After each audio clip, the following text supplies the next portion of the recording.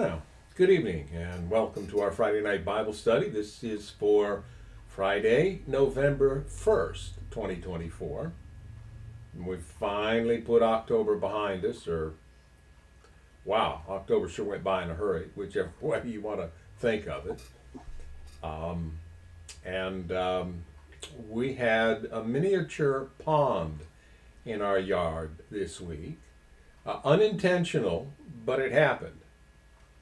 Um, when we bought this house, at some point we needed to turn off the water to get some things done.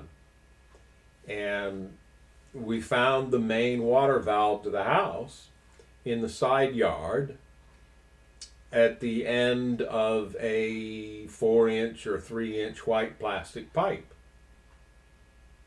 And you had to stick your arm down in there. Well, when they installed the valve, they didn't install it with the stem pointing perfectly straight up. They installed it over at an angle. And that had the handle of the valve up against the side of that pipe. And I had a terrible time trying to get the valve open again after I'd closed it. Because it was, it closed down and got tight, and I couldn't get enough grip on that valve handle to open it. So at some point I decided this is crazy. I'm going to redo it. So I dug it up and I took out that old plastic white piece of pipe was beginning to deteriorate and crack up anyway. And so I found a piece of green plastic pipe, and I discovered this week that I did something to it that I had forgotten I had done. I made it longer than I needed it by 3 or 4 inches, and I cut slots in the sides and bent the plastic out on those slots and fit those down over the pipe so that the pipe actually went down in the ground a little bit further than the body of the valve, and would help keep dirt and mud and junk away from the valve handle. And I put it in at an angle that matched the thing so that I could get my hand all the way around the valve handle. And it's been like that for the last, probably 10 to 12 years since I did that. But I had trouble with the land wanting to cave in around it and getting a big hole there. Well, a hole in your yard isn't safe for you or for anybody who happens to walk in your yard.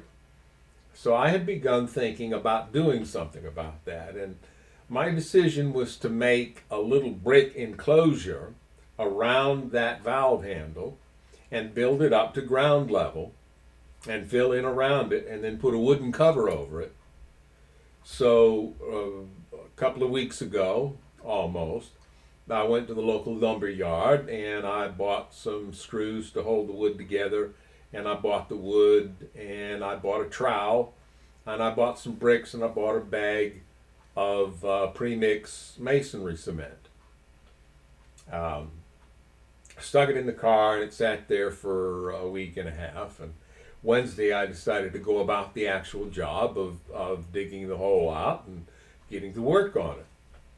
So I got the hole all dug out, and I found the valve, and I got that pipe out and discovered what I had done to it. And kind of interesting because the 2 slots I had cut out of the side were still on it, sticking straight out, so it made it harder to pull it out without digging it clear out. In fact, I did have to dig that far down in order to finally get it out. And while I was digging, I also found some buried bricks. I think there's buried bricks all over this yard, by the way. So I set those aside, and once I got the hole dug deep enough, I used those and set them in the ground around the pipe so that the brick that I was laying would actually come up above the pipe and wouldn't be resting on the pipe, because there could be gaps in those broken bricks that I put in place.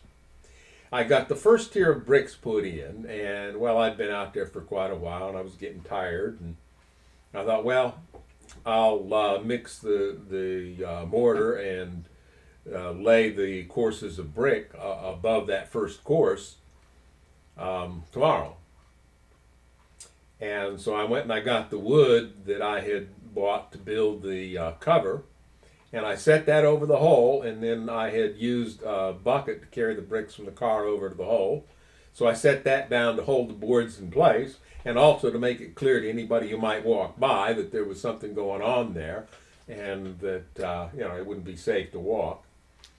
And I looked up at the sky, and it was cloudy. It's cloudy a lot.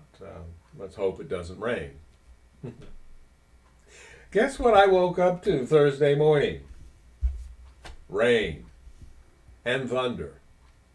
Quite a lot of rain. So when I went out after the rain had stopped yesterday and looked, the hall was like half to 2/3 full of water. I went out and checked a little bit ago. It's still got water in it, but it's down where I can see the tops of that first course of bricks that I set down in there. So, you know what? What? You deserved that. Why? Well, you weren't watching Ryan the whole y'all. Oh. Because he put out a episode saying, hey, it's coming. And it's going to be a heavy one. Well, so that'll be something for me to do next week, along with preparing a sermon presentation for a week from tomorrow. So. You put a straw, go out there and suck it all up. You drink water. Not that kind of muddy water. But anyway, it should be dry by then. Like I say, it's already down. It's just a little bit laying in the bottom of the hole. That should all soak away and dry out by next week. So it'll be interesting. I have not done any kind of masonry work since I did some hod carrying and laid a few cinder blocks in high school. So it will be trying to reawaken some long dormant skills. Yes, sir. I write this note to you to tell you I make life. For at the time of writing, I am not the pretty sight. Oh boy. Yes. When we started, just be thankful I don't remember the song very well. Yeah. Well, anyway. Everybody is all black and blue, my face is deathly gray. I write this note to tell you why I'm not at work today. And the last verse ends, and now you understand why Murphy's not at work today. We're working on the 14th floor, some bricks I had to clear. But to toss them down from such a height was not a good idea. I thought you said you didn't remember it. The foreman wasn't very pleased. He is an awkward god. He said I'd have to cart them down the ladder in the odd and there. That's all I remember. And you used the word hod, and that reminded me of the song. Yeah. I think Ray Stevens did that one. Yeah, he did. I don't think he necessarily wrote it. Maybe he did, but it's an old tale. He may have written a song about the tale that he heard. At any rate, that's life when you have projects and you don't get to them. So, plus it rained on the pile of dirt that I dug up out of the hole. So now I got a pile of mud. We'll see what happens. Our soil around here is largely clay. So maybe it won't make the kind of mess it would if it was a different kind of soil.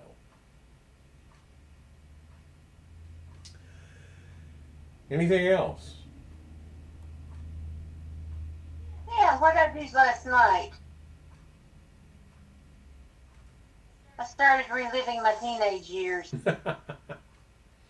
Yeah, I went to sleep to a combination Chicago and Earth, Wind and Fire concert from way back when, a recording of it. Well, actually, it wasn't way back when. They were old people, but by now I told you that the Chicago band, the men had the belts Oh, not quite, but almost up to their armpit. Yeah. Yeah. And then when I woke up, it was Doobie Brothers. I figured that out because I recognized Michael McDonald. And then after that, she listened to an America concert from 2008, and they they played some stuff that wasn't their stuff. They played Muskrat Love, and then they brought in Christopher Cross to sing lead on one of their songs. So it was kind of interesting. Anyway, I didn't get as much sleep last night as I normally do because she was listening to concerts.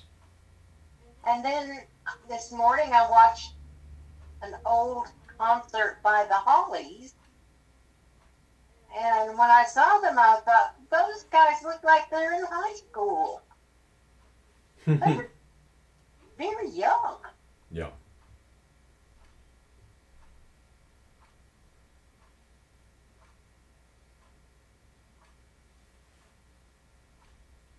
Well, my wife asked me again this week to get out of the Old Testament.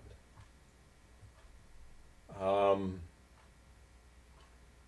I'm reluctant to do that because I believe people need to see that you can believe in a benevolent, loving, nonviolent God even when you read what's said about him in the Old Testament. And as an example, something that we read last week when we were finishing off the book of Numbers. And Moses said, according to the narrative, that God had told them to enact vengeance on the Midianites. Now, do we chart that down to Moses' upbringing in the royalty of Egypt and being raised as a military leader? Or do we perhaps chart that up to the desire of the Israelites later on to justify what they did to establish themselves in the land? And so, well, God told Moses, so we'll write it out that way. Um, there are some who believe that the story of Moses got enhanced after the Jews went back to their land from captivity in Babylon, because in Babylon they got in contact with the concept of the rule of law. If you read through the history of Israel, and I hope that we'll get there, in the years leading up to that, you'll see a situation in which the particular temperament of the king determined the direction and overall morality of the nation. If the king was a bad king, the nation was a bad nation. If the king was a good king, the nation was a little better off. And the answer to that the Chaldeans discovered long before, under Hammurabi, was that if you agree on a set of laws, you make the laws the master. And the king then becomes subject to the laws, as well as everybody else, and cannot, by fiat or individual decree, issue laws that are oppressive to the people or morally inappropriate, so on and so forth. And that was, some consider it the wisdom of Hammurabi. And the Chaldeans, the Babylonians, had a lot of respect for that. And some suggest that having come in contact with that, and having had the history they did with their kings, the Israelites, the Jews, began to say to themselves, well, we have our own Hammurabi, our own lawgiver in Moses. So that some of what we find in these first 5 books may in fact have been doctored a little bit by the Jews after the Babylonian captivity to reflect their new views about Moses. Now, we're not saying that this is absolutely positively what happened. We're just saying this is one possibility to help us understand. Now, we have mentioned before Dr. Greg Boyd and his book, Crucifixion of the Warrior God, in which he suggests that in the Old Testament, God points forward to Jesus bearing our sins in his body on the tree by bearing in his description by the Old Testament writers the sin of his people in their belief that their God was as violent and as callous about the value of life as they were. And so when somebody died, well, God did it. If war happened, well, God's on our side, so he's helping us out. Now, something you just said, the sin of his people by not believing. Are you saying that it's a sin to not believe something? Or is it the sin being that you've separated yourself from the source? Lies believed break the cycle of love and trust. That broken cycle is a condition we call sin.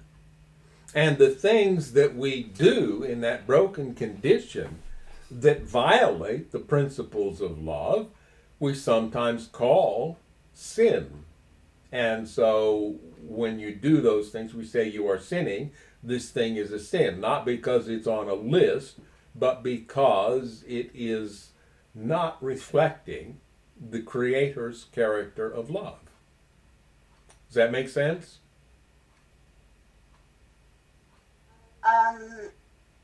Well, it didn't come right out and say what I wanted you to say. Well, all right, then you say it. Thought in itself, a belief, is not a sin.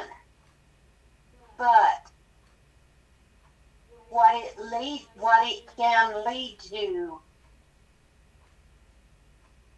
the outcome of the belief, is where the sin lies.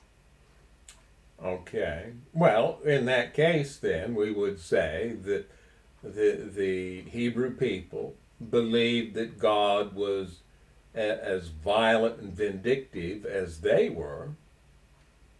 And so they believed that about him. And once you believe that God is like that, then you find in God's the behavior you attribute to God justification for you doing what you wanted to do to begin with, to be violent and vindictive yourself. Now, if I believe that if I were to climb up on a 60-story building and jump off, that I wouldn't get hurt, I'm free to believe that, and the belief itself is not a sin. However, if I act on it, I got a problem. Yeah. And that's a violation of natural law, which has natural and inevitable consequences. And that is the nature of God's law of love. It is natural law, like the law of gravity. And to live out of harmony with that law, that moral law, we sometimes call it, of God, is just as destructive to our lives as it would be to live out of harmony with some of the other natural laws of God in the world around us.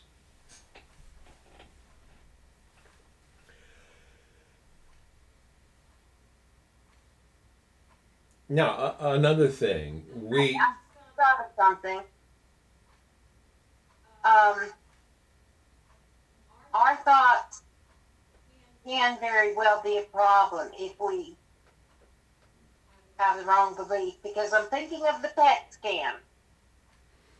oh yeah, if you're thinking it, then it can have the same effect as if you are actually doing it. I think you're talking about the PET scans where they had a pianist imagine playing a piece and did a PET scan, and then actually get to a piano and play the piece and do a PET scan and see that in fact what was going on in the brain was the same thing in both cases. Yeah. So as you think it in your heart, you're doing the same damage as if you weren't doing it. Yeah. Which kind of gives the lie to something that I was taught when I was a teenager, was that as long as it is in your mind only, it isn't sin. And of course that was based on the culture I was in at the time, which sin is a list of actions that you do. Therefore, if you don't act it out, it's not sin because it's not the act that's forbidden yet. Reminds me of a guy, a pastor, that I once heard in prayer meeting make the statement that a man lusts after every woman he sees. Absolutely every one. And if a man denies that, then he's a liar. Yeah. And it made me not want, it creeped me out. It made me not want to be around that guy. Yeah. Well, at any rate, we will continue to skip over things. So I have an idea that we might finish Deuteronomy tonight because of all the things that we're just going to, talk about what it says and move on without reading through it word for word.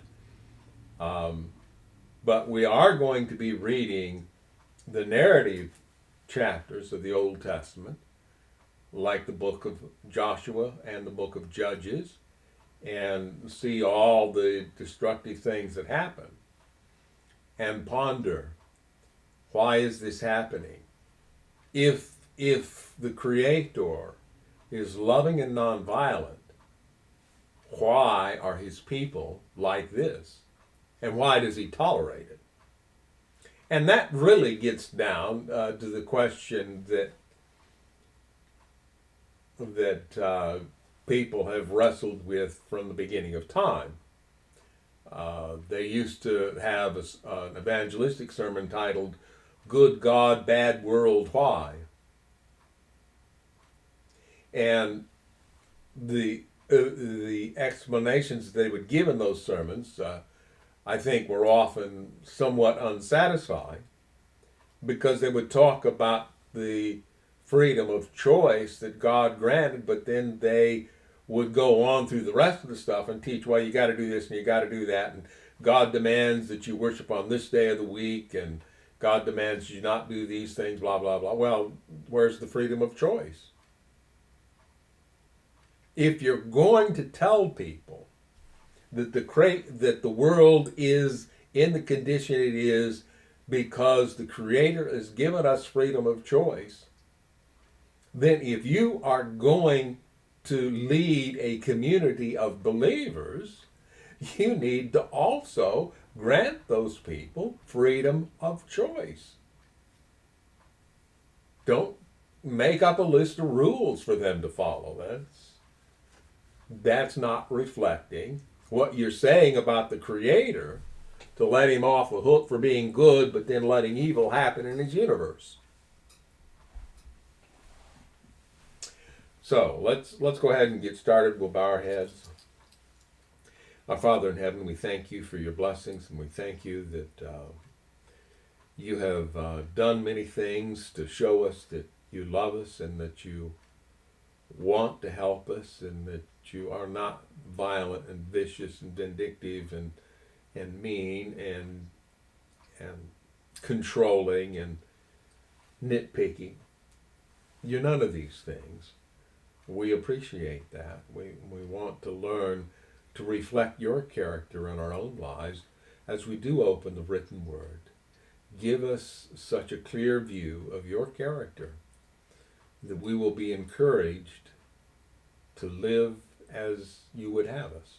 We ask this in Jesus' name. Amen. So, maybe now I will remember when I start reading to let you see what I'm reading. I forgot that last week. Apologize for that. We stopped just before Deuteronomy 6.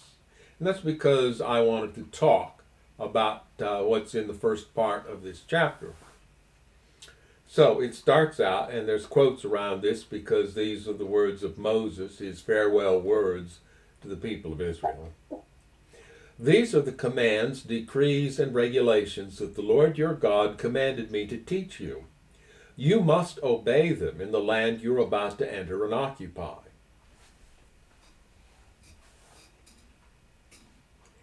And you and your children and grandchildren must fear the Lord your God as long as you live. If you obey all his decrees and commands, you will enjoy a long life. Listen closely, Israel, and be careful to obey. Then all will go well with you, and you will have many children in the land flowing with milk and honey, just as the Lord, the God of your ancestors, promised you. Now, what we're reading here is the terms of the Old Covenant. It's stated quite explicitly. Here's all these rules that I'm giving you. Do what the rules tell you to do, and you will have a good life. It doesn't say it explicitly here, but it does in other places. If you don't obey the rules, you're headed for trouble. Can we rephrase that?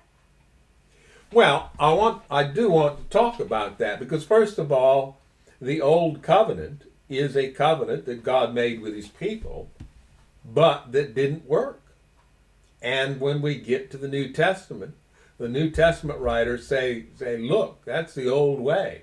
Let me rephrase this. It's going to say the same thing, but have a different meaning. Well, yeah, okay. You're trying to get there by going straight down the side of the mountain and follow it instead of following the road, right?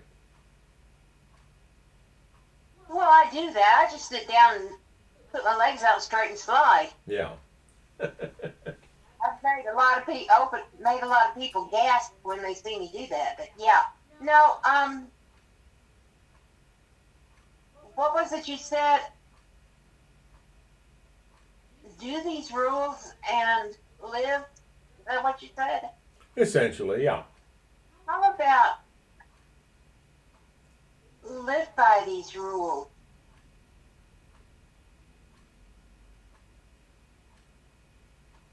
Well, let me read it again. Do these rules is a command. Do it or else. Live by these rules and it becomes a promise.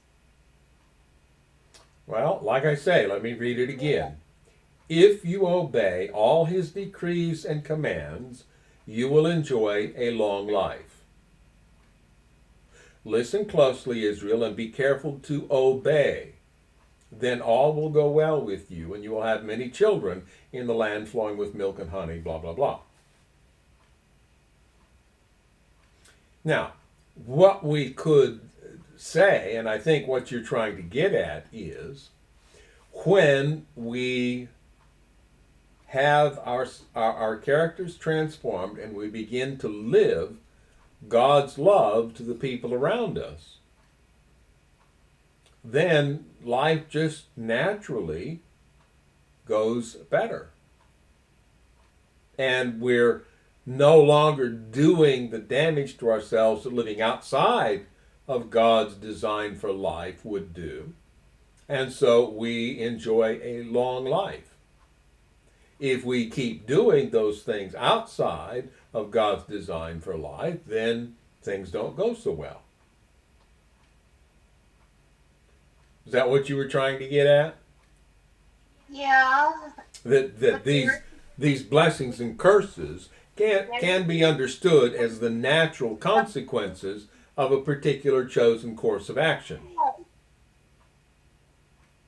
I'm trying to talk. Okay, go ahead. I said there's a difference in following the rules for selfish reasons and following the rules because it has become a part of your nature. And that is the fundamental weakness of the old covenant. Because the old covenant left the door wide open and almost guaranteed that a lot of people, probably most people, would go about obeying these decrees and commands for selfish reasons in order to enjoy long life. Tithe. Why do we pay tithe? What has the church taught us? So we can have more. Yeah. So why do we serve? Why do we pay tithe? So we can have more. I can't promise that it will work this way, but so-and-so didn't have the money and chose to pay the tithe anyway, and son of a gun, as a surprise, a check came in the mail. Yeah. Covered the money needed. How many of us have heard this nonsense?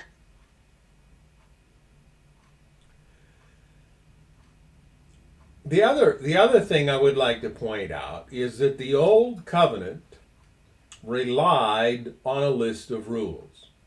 It was an extensive list when you get through all of these first 5 books of the Old Testament. There were a lot of rules to follow, including the one we've already commented on: don't cook a young goat in its mother's milk.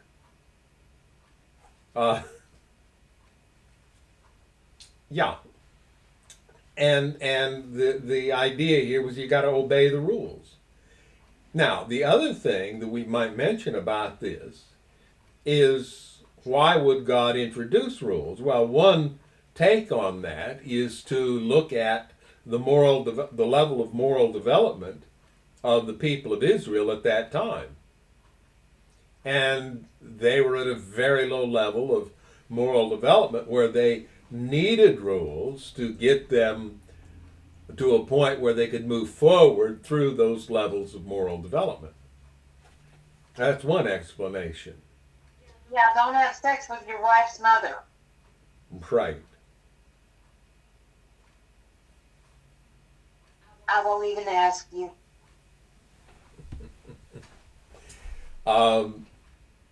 Yeah, that's what one way to explain these rules. Another way to explain them, in my way of thinking, we believe that God was challenged in the universe by the arch deceiver, the original liar, who was telling lies about God's character. And among those things, he was saying, we don't need to do it God's way and to love. We can be selfish and just have rules, and that will work. And so what I think happens here, and we've talked about this as we've viewed some of the other Old Testament passages, is that God does exactly that with an entire nation of people over a period of thousands of years in order to demonstrate that it doesn't work. The old covenant didn't work, and the New Testament is quite explicit. God needed a new way to deal with humans. And in fact, the new covenant is older than the old covenant, when you stop to think about it, because the new covenant is founded on the very principles of living under which God created life on this planet back there at the beginning of the book in Genesis 1. He made us to work in a certain way. That's the new covenant. I'm going to help you get back to being what you were supposed to be when I first created you. I'm going to restore in you the image of God in which I created you and which was lost when you believed the deceiver's lies. And so that was the basis for the salvation of everyone from the first man forward until Jesus Christ came. They were not saved under the old covenant. The old covenant couldn't save them. They were saved, if they were saved at all, on the basis of the new covenant. It just wasn't widely known and understood until Jesus came and demonstrated godly living in a human body.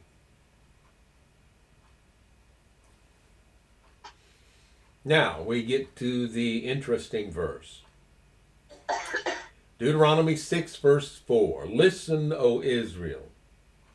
The Lord is our God, the Lord alone. Now, these translators allow other wordings of it. The Lord our God is one Lord, or the Lord our God, the Lord is one. The Lord is our God, the Lord is one. Those are three different potential readings for that phrase. What none of these optional readings get at is what the Hebrew actually says. Notice that twice there you've got Lord in all capital letters, meaning that it's rendering the Hebrew tetragrammaton, or the special name for God we often pronounce Yahweh, because that's the best we can make of it. It only had consonants, it didn't have vowels.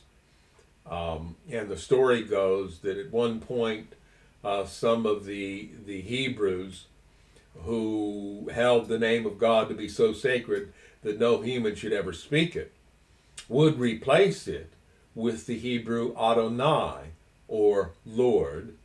And so they put the vowels for Adonai in the space between the words to indicate to the reader to replace Yahweh with Adonai.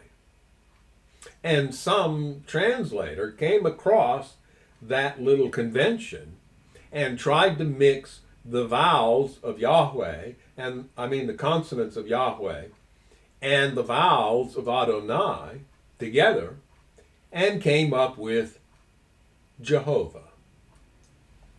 The King James Bible uses Jehovah very few times. Let me look that up real quick. Mostly the King James Version followed the tradition of English and other European language Bibles and rendered the tetragrammaton in all caps Lord. If you read the Luther Bible in German, you will see that they use H-E-R-R, all capitals, Herr, the German word for sir or mister, and they do that to indicate whenever they're translating the tetragrammaton.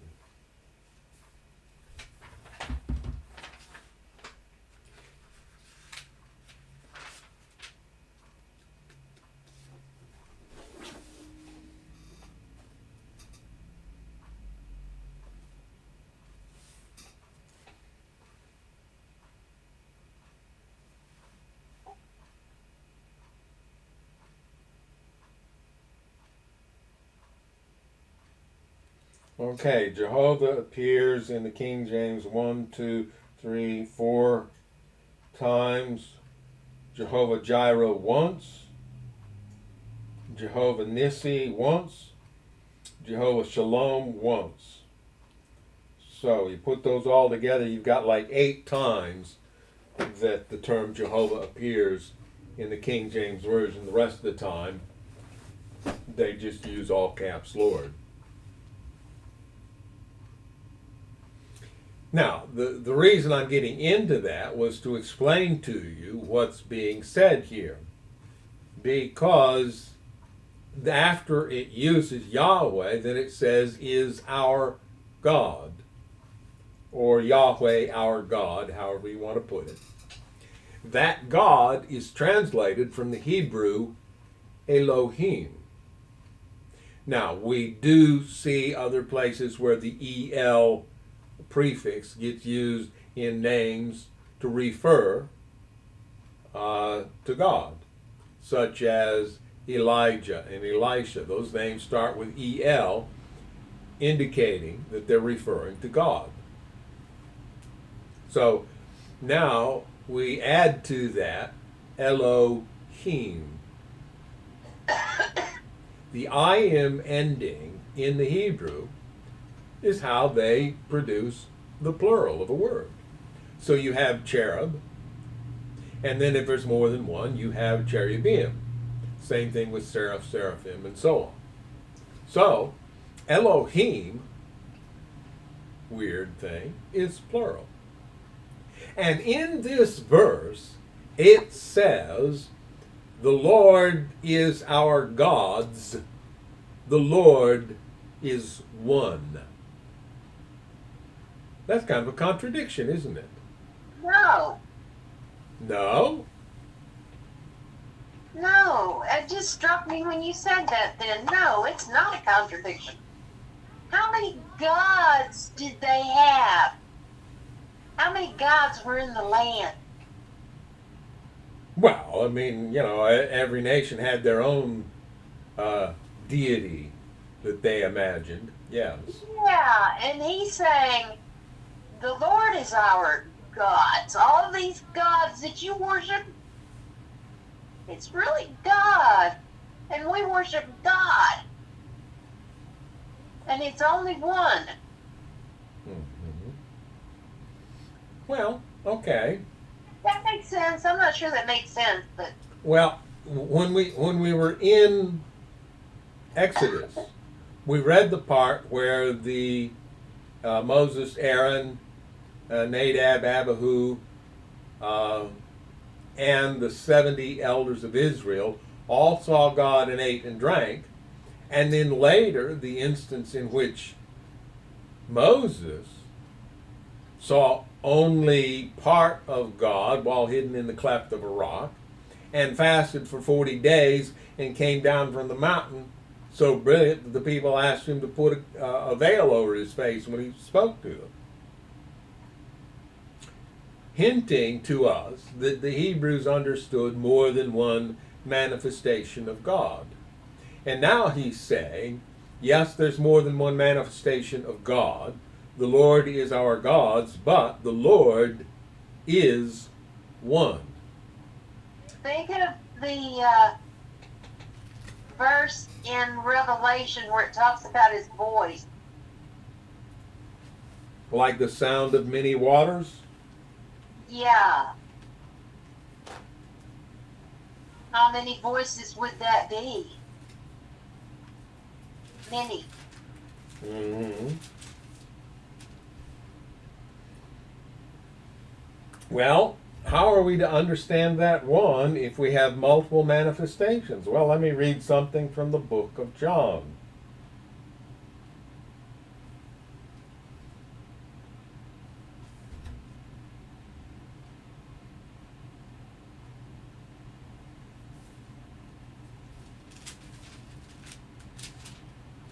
I might have to look this one up in the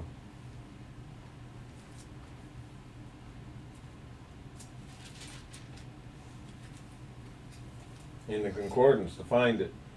There's a place where Jesus said, I and my Father are one.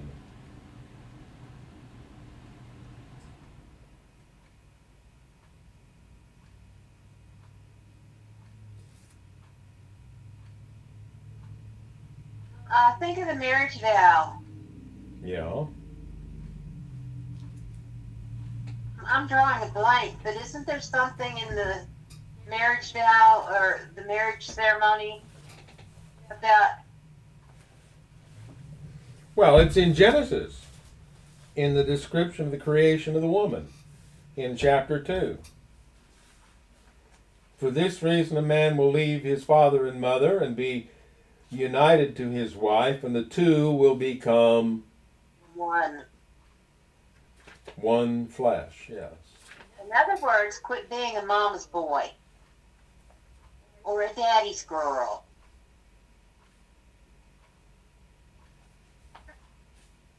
Works both ways.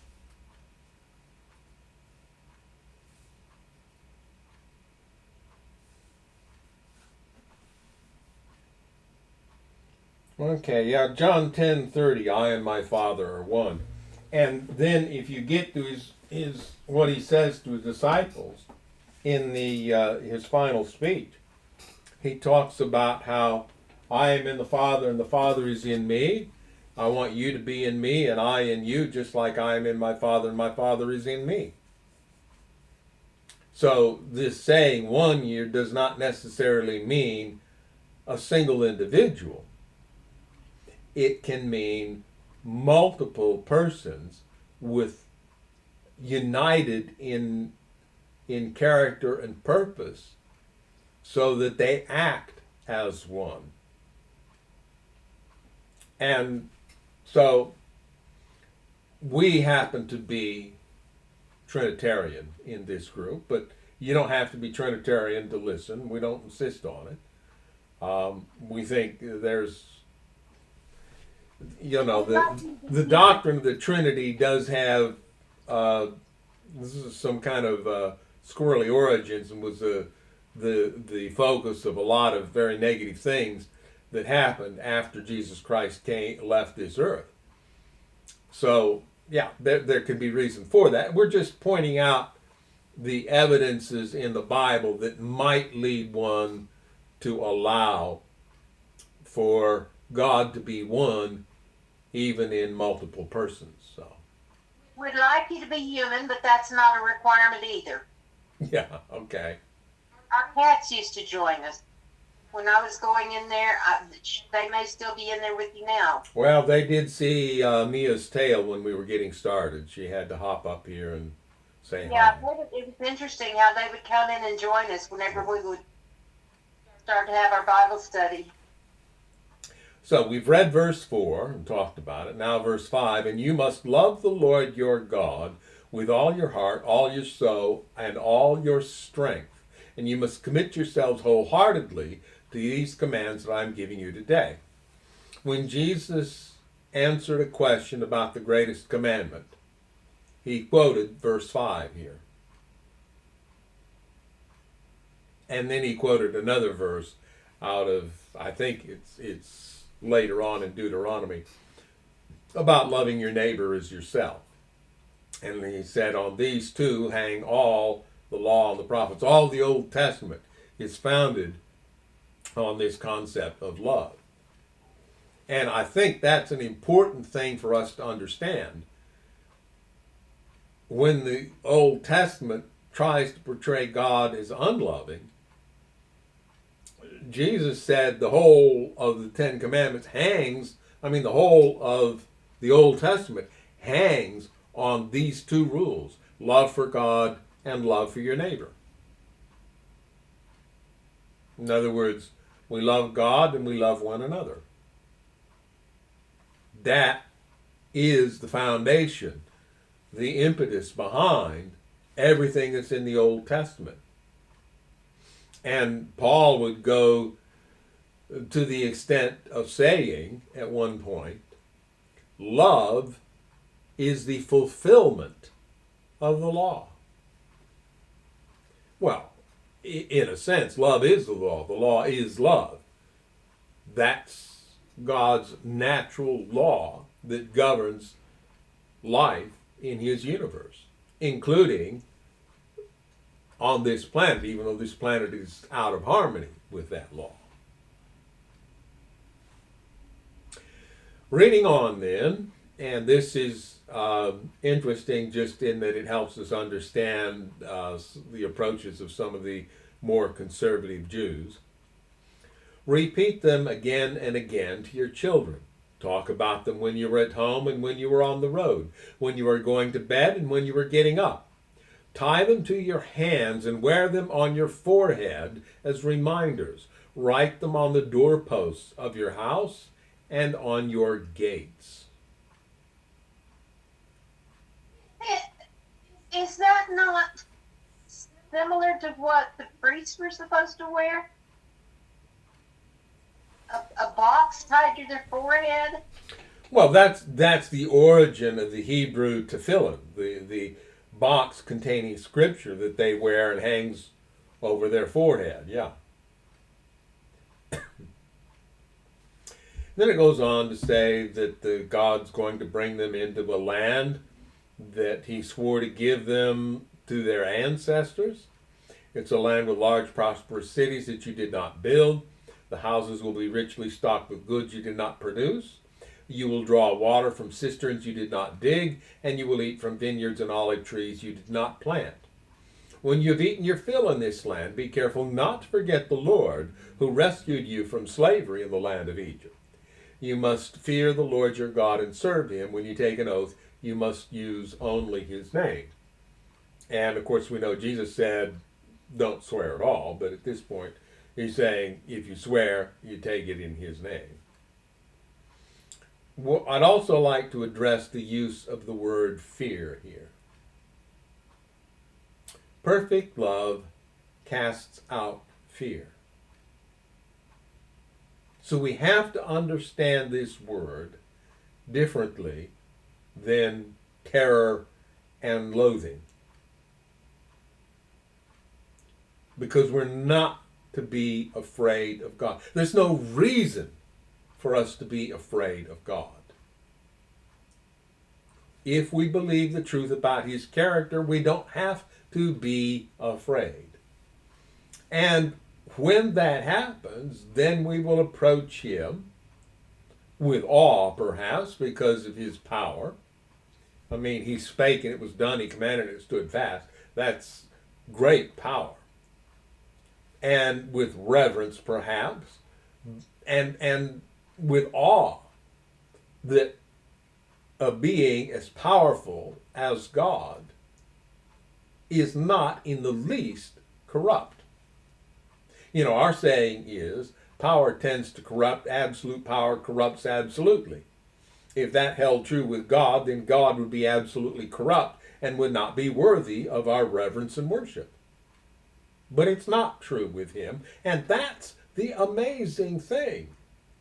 We have a being with unlimited, absolute power who does not use that power to oppress or to control people. And that, I think, is the approach that's being called for here when they use the word fear. And I have wondered if, in fact, the Hebrews, with their misunderstanding of God, did not say, well, that Hebrew word should be translated fear, and so that's how it got done. And so even in the New Testament, you will read that word fear being used in the Greek as our approach to God. But then John would say, perfect love casts out fear, because fear has to do with punishment. God's not out to punish you, so you don't have to be afraid of Him. He's out to restore you, which He can't do until you trust Him. Can I say something? Yeah. If you're going to look at that through the lens of the human law construct, you're going to end up feeling guilty because you're afraid. You can't get rid of the fear. But you need to stop and recognize you are not perfect love. There is only one who is perfect love. Right. That is not you. You cannot cast out your own fear. Human law is not natural. It's artificial. It is dreamed up and imposed by leaders. And when we get to the book of Judges, we'll get to see some of the reasons that people end up seeking government and law to deal with their social interactions. And that's because we live in a world riddled with sin. The people around us and we ourselves are sinners in that we have defective characters, and so we can be toxic at times. And when you live with toxic people, you need protection. And law is one way of providing that protection. But again, human law is not natural, as is God's moral law.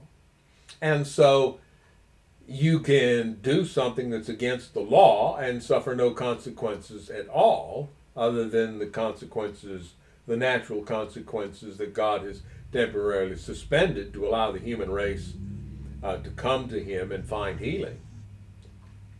And so people think, well, I could not pay my taxes and get away with it. I say that because I just saw a case where somebody came into court and claimed that the taxes on his land were unconstitutional. He wasn't getting any income off his land, therefore there couldn't be an excise tax on it. He did use that term, excise. And he's about to lose his land because it was kind of interesting, because the Internal Revenue Service showed up as a defendant in the case because the Internal Revenue Service has placed a lien on his property because he hasn't paid his federal taxes either. And so they wanted to make sure that when any judgments were entered, that the lien of the IRS on the property got recognized and got made part of everything that the local government did to redeem the property to recover the unpaid taxes.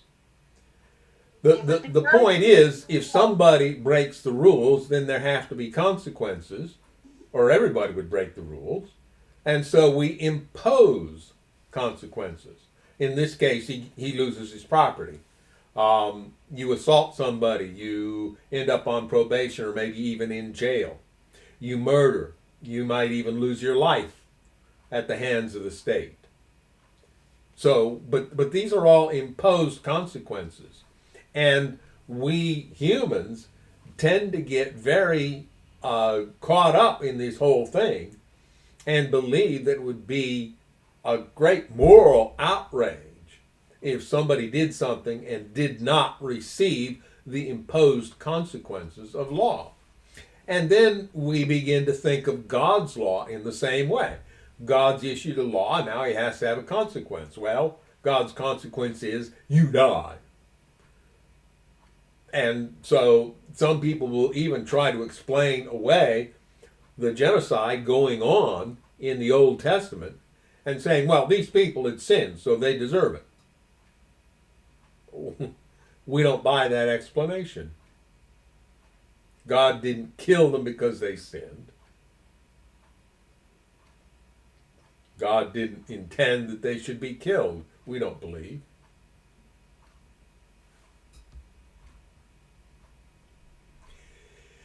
Well, let's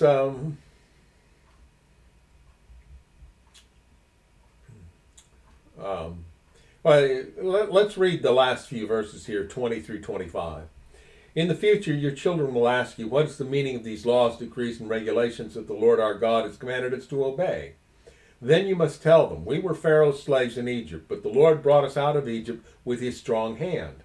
The Lord did miraculous signs and wonders before our eyes, dealing terrifying blows against Egypt and Pharaoh and on all his people. He brought us out of Egypt so he could give us this land he had sworn to give our ancestors. And the Lord our God commanded us to obey all these decrees and to fear him, so he can continue to bless us and preserve our lives as he has done to this day. For we will be counted as righteous when we obey all the commands the Lord our God has given us. Now that's interesting if you contrast that with the verse out of Genesis that says Abraham believed God and it was counted to him as righteousness. Abraham was under the new covenant. Now they're under the old covenant. And they are counted as righteous when they obey. Moving on. Privilege of holiness. Here's the 7 nations that they identified as the inhabitants of the land that they would drive out. And those are the Hittites, Uriah's wife, Uriah himself, Bathsheba's husband, and the grandson-in-law of one of David's best advisors was a Hittite.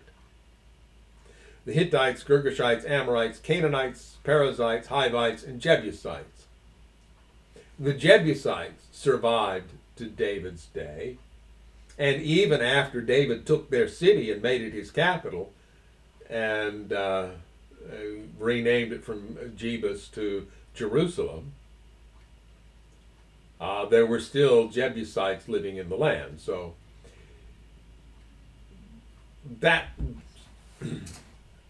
I don't know how far I want to get into that. That's the problem with attempted genocide, is you can't get them all. Modern attempts at genocide were not successful. You can't get them all. And so there were some left over. But it says, these 7 nations are greater and more numerous than you. When the Lord your God hands these nations over to you and you conquer them, you must completely destroy, footnote A, them, make no treaties with them and show them no mercy. And again, we'll find out that that is the Hebrew term, the herem here, used here refers to complete consecration of things for people to the Lord, either by destroying them or giving them as an offering, also in 7 verse 26. And we see a repetition in verse 20 here of the hornet. The meaning of the Hebrew is uncertain. Let's see what that says, and then I'd like to read it out of the King James, see how it does. And then the Lord your God will send terror to drive out the few survivors still hiding from you. Where's my King James?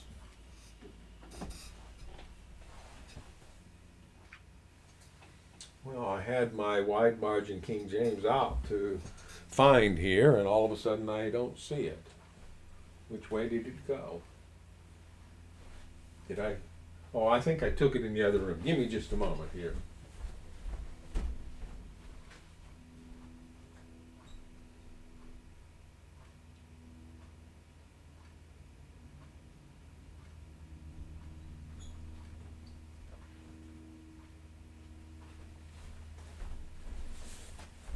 Yes. The Bible question that we read last week, I took this Bible in there to quote out of the King James, the passage in Genesis chapter 3.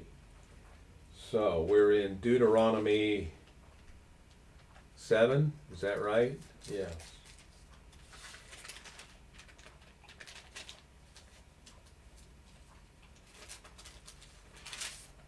7 verse 20. Moreover, the Lord thy God will send the hornet among them until they that are left and hide themselves from thee be destroyed. So that's what the King James says there. Now,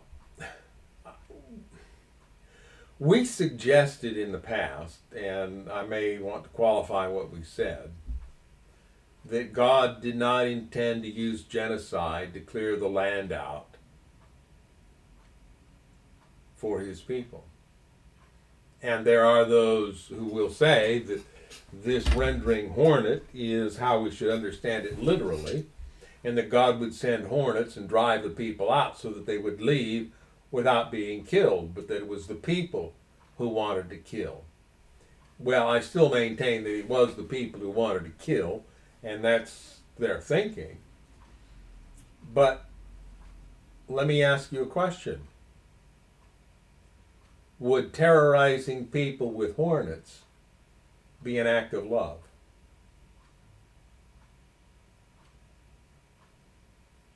And I think my wife has fallen asleep. She's not responding. No, it's not. Okay. So maybe that's not as useful an explanation of what's going on here as we've been led to believe, huh? As we said, I think last week I think it was last week, when we read about the command to vex the Midianites, as some versions rendered it. Is vexing people an act of love? No. Well, then we have to understand what's going on as something outside of the Creator's design for life that He tolerated, just as He tolerates all the stuff that goes on in our world today. Because, and this is important for us to understand, because He grants freedom. And as painful as it is for Him and everybody else to live with the way people treat each other, God doesn't stop it, because to Him the freedom is more important. It's so important He allowed His Son to be murdered. Exactly. And when you get that picture of God, where do you get off telling other people you got to obey these rules and do this and do that and not do the other thing?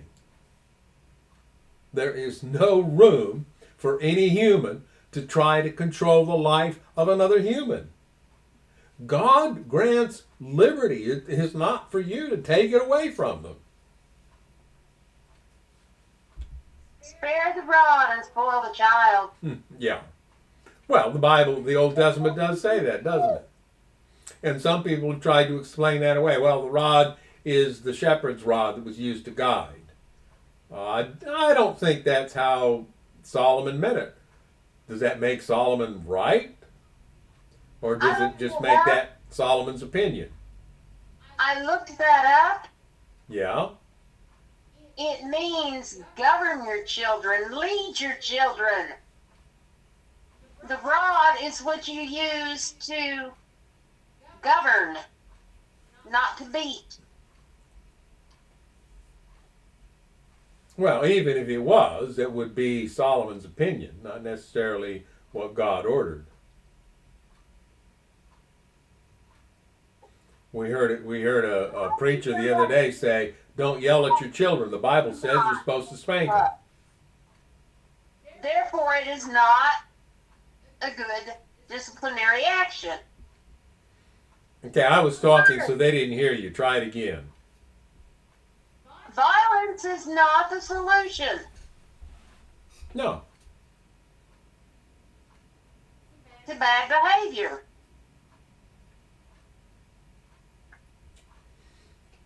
Now, another thing here, right at the end of chapter 7, you must burn their idols in the fire. You must not covet the silver or gold that covers them. You must not take it, or it will become a trap to you, for it is detestable to the Lord your God. Do not bring any detestable objects into your home, for then you will be destroyed just like them. You must utterly detest such things, for they are set apart for destruction. They are harem. Called remember and obey. But I assure you of this, if you ever forget the Lord your God and follow other gods, worshiping and bowing down to them, you will certainly be destroyed. Well, when you believe lies about God, that is destructive. If you attribute to God the actions of the destroyer, then that very belief destroys you.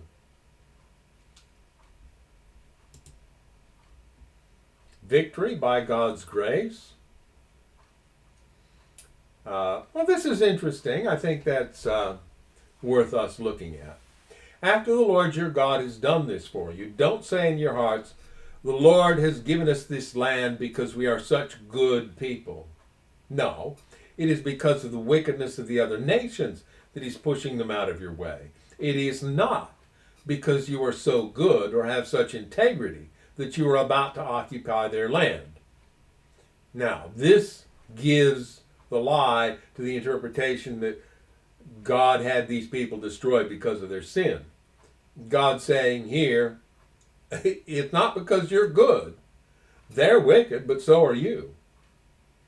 The Lord your God will drive these nations out ahead of you only because of their wickedness, and to fulfill the oath he swore to your ancestors, Abraham, Isaac, and Jacob. You must recognize that the Lord is not giving you this land, good land, because you are good, for you are not. You are a stubborn people.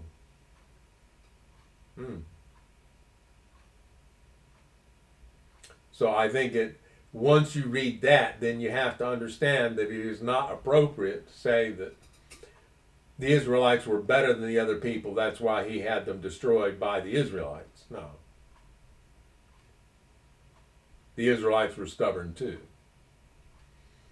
He reminds them of the golden calf and some of the other problems that they had during their journey from Egypt to Canaan.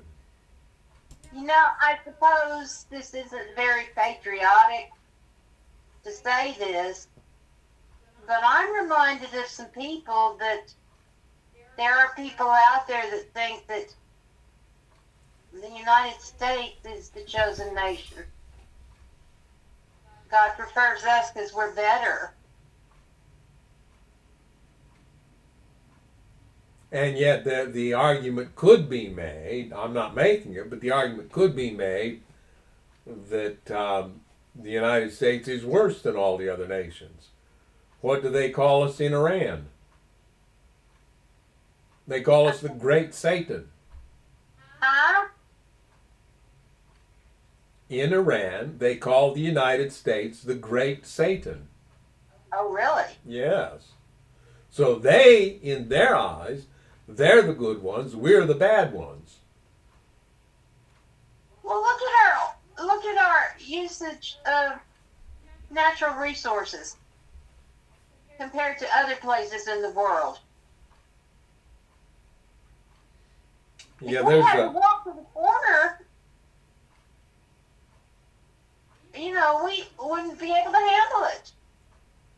Where other places, walking is just natural. Someone once wrote an article in which they compared the world to a village of 1,000 people. I think 1,000 was the number. And how many of those people in that village were from the United States, and then what proportion of the village's resources or the world's resources those people commanded. It's quite telling. It'd be interesting. I might have to look that up, see if I can find it again. Anyway, a new copy of the covenant, that's the 2 stone tablets that Moses cut out and took to God to have the covenant written on it. We're spoiled. We've made ourselves the golden child. Yeah.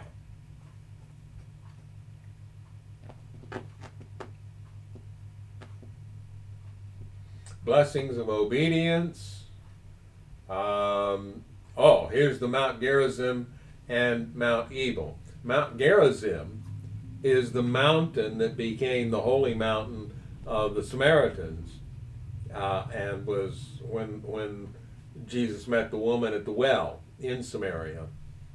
She talked about this mountain. she was talking about Mount Gerizim, the mountain of blessings.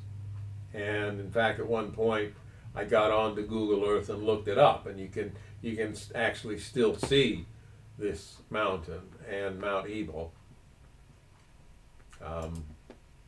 So that when they got into the land, they were to have a ceremony and read both the blessings and the curses of the old covenant, with the blessings from one mountain and the curses from another. The Lord's chosen place for worship. This is the section where it says that God would choose a single place in the land. In the days of David, that single place became Jerusalem. It was something else before then. And that at that place was the only place that they could offer their offerings to God. They couldn't do that just anywhere. And the purpose for that was to deal with the problems of idolatry that the people were so heavily subject to.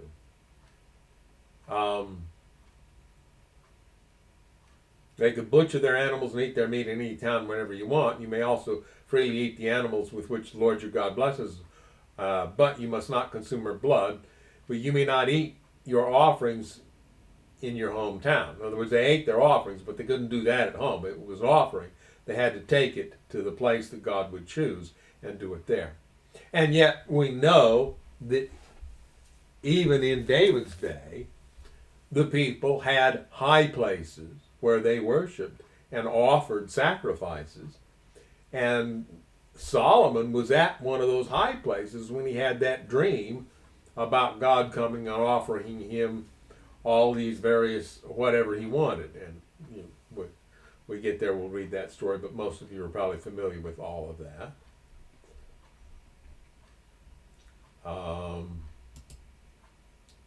Deuteronomy 13, a warning against idolatry.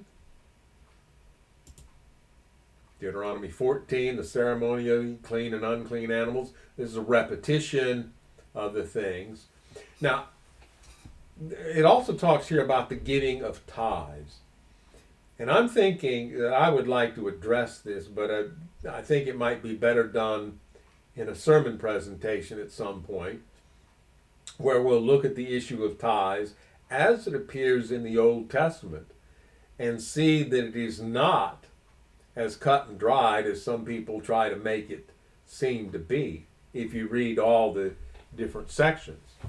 And there are different interpretations, including the interpretation that the people gave, were required by some interpret it, to give a quarter of their income for support of the nation and for the support of the priesthood. The priests were the members of a small tribe, way less than 1/10, and not all of that tenth went to them, as you would read if you look through all these sections in Deuteronomy that mention and other books that mention the tithe. Release for debtors, this is every 7th year, the canceling of debts. So yes, that was done in the year of Jubilee, but it was also to be done once every 7 years. The 7th year, setting a servant free, sacrificing firstborn male animals, Passover, the Feast of Unleavened Bread, Festival of Harvest, Festival of Shelters, a brief section about justice for the people, which says that they were to appoint judges and officials from each of your tribes in all the towns. They must judge the people fairly. You must never twist justice or show partiality. Never accept a bribe, for bribes blind the eyes of the wise and corrupt the decisions of the godly. Let true justice prevail so you may live and occupy the land the Lord your God is giving you. Don't set up a wooden Asherah pole or a phallic symbol beside the altar you build for the Lord your God, and never set up sacred pillars for worship, for the Lord your God hates them.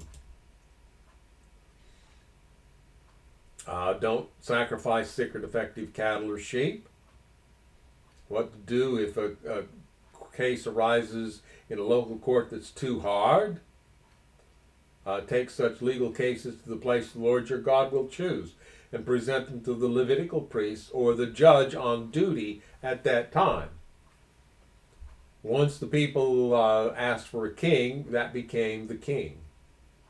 Guidelines for a king. Let's go through this, because this is interesting, and it's something that, as far as we can tell, never actually happened. It is ordered here in the book of Deuteronomy.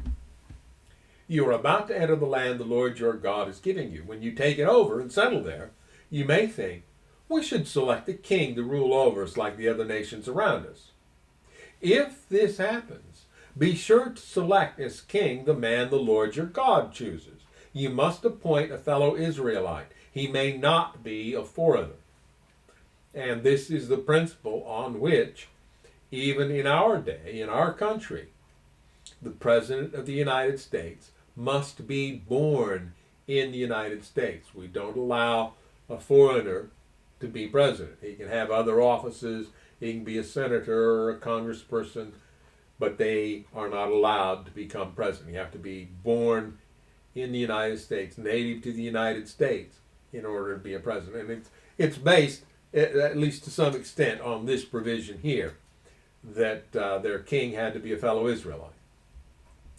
The king must not build up a large stable of horses for himself, or send his people to Egypt to buy horses, for the Lord has told you, you must never return to Egypt. The king must not take many wives for himself, because they will turn his heart away from the Lord. And he must not accumulate large amounts of wealth in silver and gold for himself. Which of these rules did David keep? For that matter, which of these rules did Saul keep? Well, he might have been monogamous. We don't know. Might have been. But we know David was not monogamous.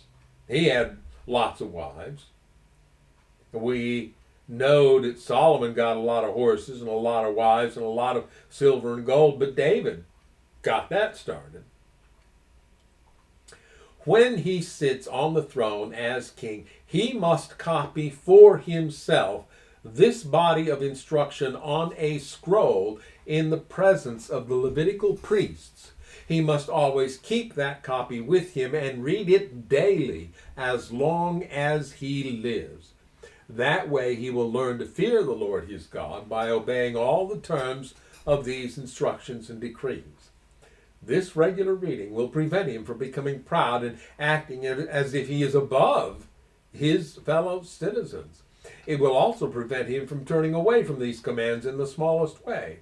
And it will ensure that he and his descendants will reign for many generations in Israel. I asked, did David do this? Did David write himself this body of instruction on a scroll and keep it with him? We don't know. There's no record that he did. Of course, that doesn't mean that he didn't, but one would think that if he had, a record would be made of that, and it isn't there. So, and fascinating to me is that phrase that the king must not think that he's better than his fellow Israelites.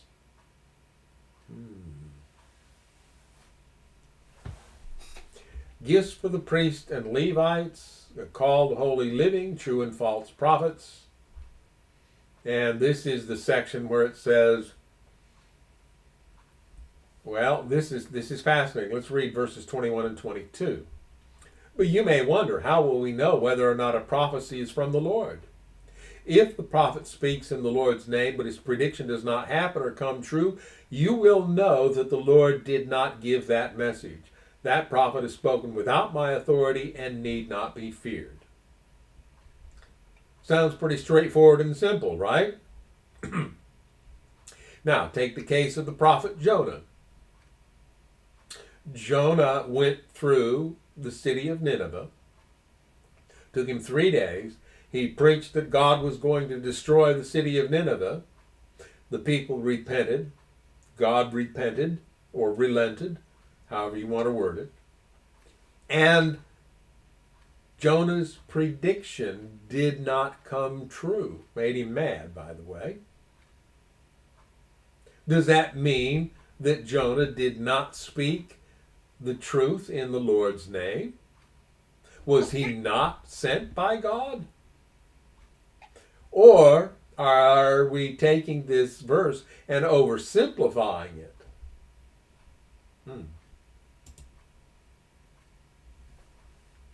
Cities of refuge, we've already talked about that whole thing. Concern for justice. And regulations concerning war. I don't think Jonah liked the Lord. Uh, One, he was used as a prophet. he had a troubled relationship with his Creator. I think we can say that with confidence. Here's an interesting section in talking about going to war. When they were about to go to war, here are some barriers that God put in their way. Then the officers of the army must address the troops and say, "Has anyone here just built a new house but not yet dedicated it? If so, you may go home. You might be killed in the battle and someone else would dedicate your house. Has anyone here just planted a vineyard but not yet eaten any of its fruit? If so, you may go home. You might die in battle and someone else would eat the first fruit. Has anyone here just become engaged to a woman but not yet married her? Well, you may go home and get married. You might die in battle and someone else would marry her." Then the officers will also say, "Is anyone here afraid or worried? If you are, you may go home before you frighten anyone else. When you approach a town to attack it, you must first offer its people terms for peace. If they accept your terms and open the gates to you, then all the people inside will serve you in forced labor. But if they refuse to make peace and prepare to fight, you must attack the town." Blah, blah, blah, blah. These instructions apply only to distant towns, not to the towns of the nations in the land you will enter. Here's another interesting little rule. When you are attacking a town and the war drags on, you must not cut down the trees with your axes. You may eat the fruit, but do not cut down the trees. Are the trees your enemies that you should attack them? You may only cut down trees that you know are not valuable for food. Use them to make the equipment you need to attack the enemy town until it falls. And that footnote there is indicating that in this chapter, the harem was used. Cleansing for an unsolved murder, this is ceremonial. Marriage to a captive woman. When not of the 7 nations in the land, but other nations, they were allowed to take women from, they killed the men, so now they can see the beautiful women. They want to marry them. Well, if this happens, you may take her to your home, where she must shave her head, cut her nails, and change the clothes she was wearing when she was captured. She will stay in your home, but let her mourn for her father and mother for a full month. Then you may marry her, and you will be your husband, and she will be your wife. But if you marry her and she does not please you... Intermarry. Huh? God gave permission right there for them to intermarry. He sure did. Mm-hmm. But so, how is it that, is it Ezra or Nehemiah? Both how of is them. It that we believe that that guy was doing the right thing when he, or at least I don't believe it, but people believe that he's doing the right thing when he destroyed those marriages. Yeah. Kicked out women and children, and they had no place to go. Yeah. No means of survival.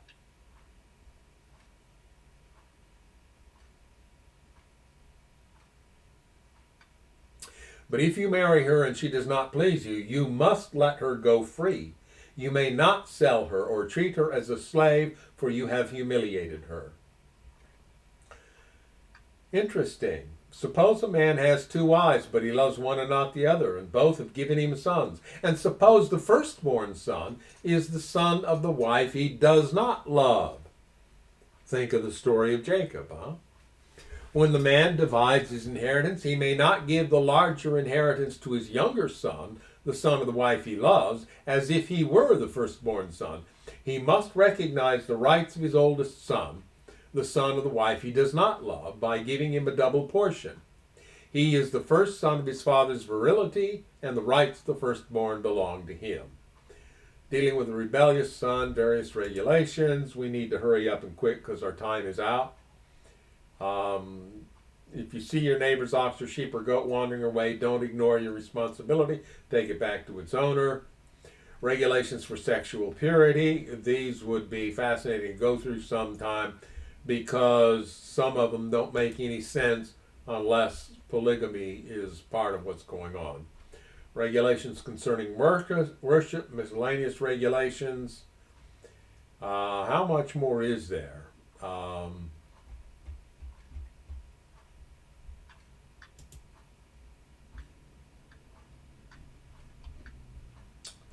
wow, yes. We're at 23, there's 31. We may pour over the rest of this next week. And because we're out of time, we really need to cut it off here. So, until next week, when we invite you to join us again, we say goodbye and God bless.